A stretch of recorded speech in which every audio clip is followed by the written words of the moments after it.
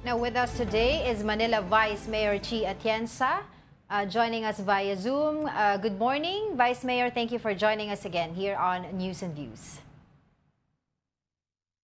Nakamute.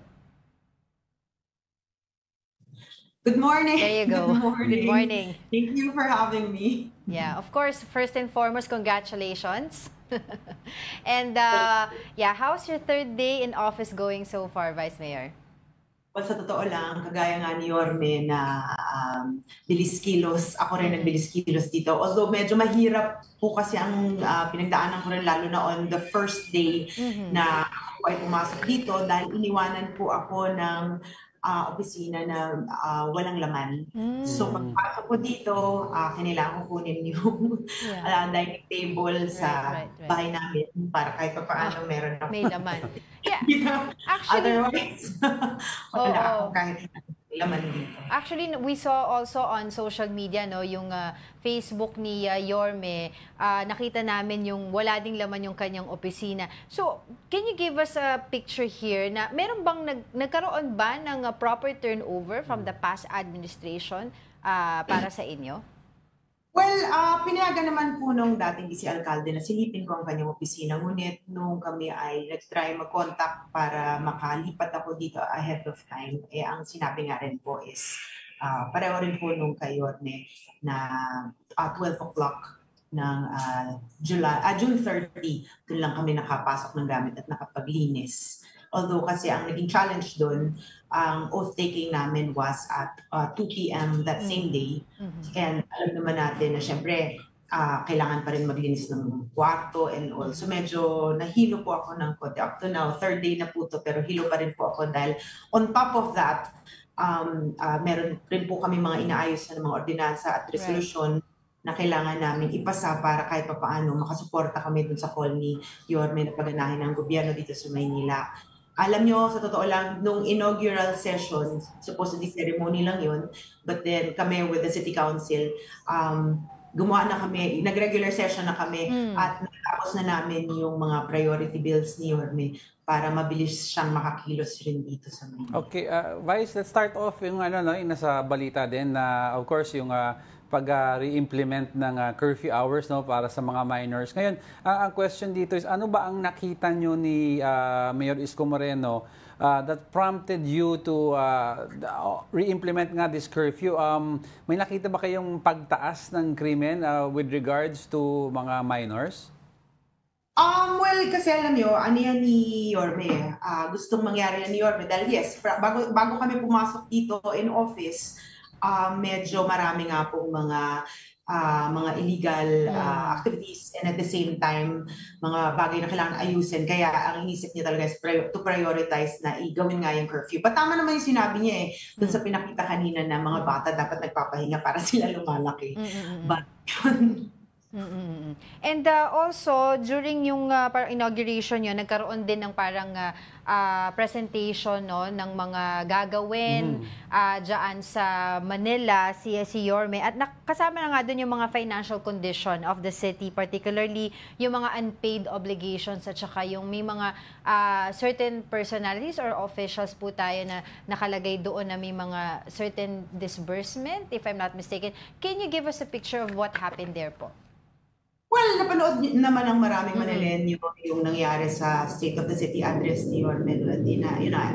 In-isolate niya yung mga tao, pinakita niya yung mga tao dun sa mga nawalang mga pera ng Maynila. And nakakalungkot kasi nga 11 billion po ang unpaid obligations na iniwan po ng past administration na kailangan kami ang gumawa ng paraan para mabayaran. Kaya to be honest, paralisado po ang aming administrasyon ngayon sa aming pagpasok. But then again, with the leadership of Yorme, I know and I believe we will find a way to go around and to be able to overcome this challenge. And given of course yung problem nyo sa budget and everything else, ano yung mga specific goals na pwede nyong gawin o mga programa na pwede i-prioritize na while you're recovering yung budget nga na you're still auditing, at least man lang you get the ball rolling with these projects? Well, alam nyo, kasi before we really do any program, alam naman natin kailangan ng suporta yan pagdating sa resources. So kaya nga ang ginawa ng City Council with me right after the inaugural session is pinasa po natin ang general tax amnesty para lahat ng mga negosyo dito sa Maynila ay gumana na muli. Dahil alam naman natin na kailangan stimulated at kailangan lumalaki at gumagalaw ang mga negosyo sa isang lungsod para kahit papaano makagalaw ang mga kailangan pagalawin dito sa gobyerno. Kaya yan po ang ginawa natin on the first day in office kasama ng City Council. Pinasa natin ang ordinansa regarding the general tax amnesty, and at the same time, dineclare natin ang Manila to be under state of public health emergency para maayos rin natin ang issue regarding sa basura. On my end, for me, my priority really is to first and foremost support the call of Yorme para makagalaw siya. Kasi ang trabaho ko po ay Vice Mayor at the same time presiding officer. Kaya susuportahan natin siya when it comes to the ordinances and resolutions that he will need para makagalaw ang local chief executive natin.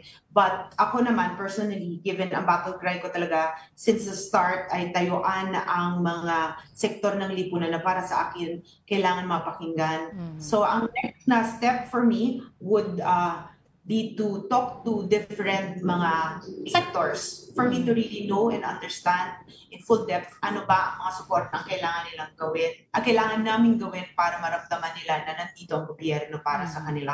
I mean, you know, Rome was not built in a day. We cannot fix problems right away. Right. But sabi nga ni Yorme, unti-unti, dahan-dahan, may magagawa rin tayo. But for the meantime, since kakatapos ng transition, marami kaming inaayos pa sobra dito. But lumalaban naman. Kaya nga, days na akong wala pong tulog.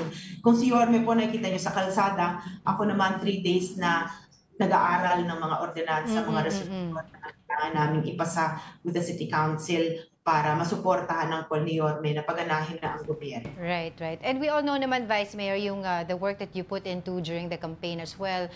We've seen it in the reports, yung mga advocacies mo din sa mga kababaihan dyan sa Manila. But I was wondering po, what kind of legacy do you hope to leave as a Vice Mayor of Manila? Given na this is your first po, no, na as a Vice Mayor there.